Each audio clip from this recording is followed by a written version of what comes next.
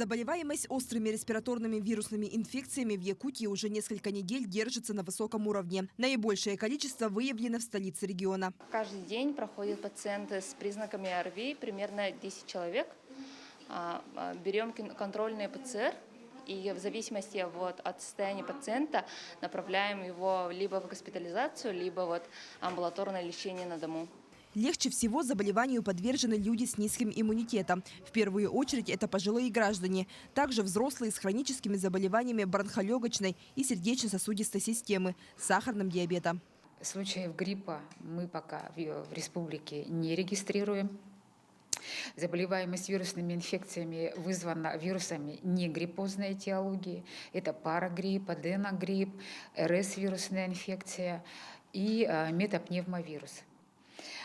И пока нет гриппа, пока в республику не завезли из центральных регионов, где уже регистрируются первые случаи гриппа. Это Москва, Санкт-Петербург, Владимир, крупные города. Чтобы не заразиться и уберечь себя от тяжелых последствий гриппа, врачи советуют привиться. Как отмечают специалисты, сейчас самое удобное время для вакцинации – осенний сезон. На сегодняшний день охвачено 32% населения республики. Это более 318 тысяч человек. В целом план выполнен на 55%. Среди детей – на 60%, а среди взрослых – на 52%.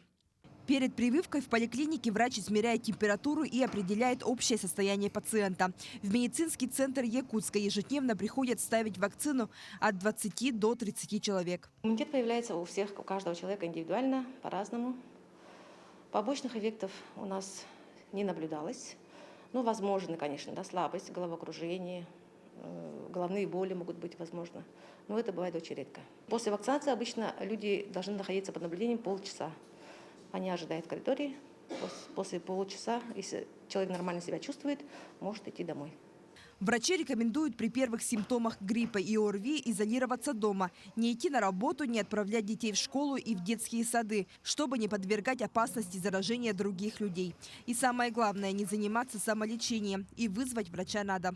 Светлана Амосова, Екатерина Амосова, Семен Семенов, Якутск.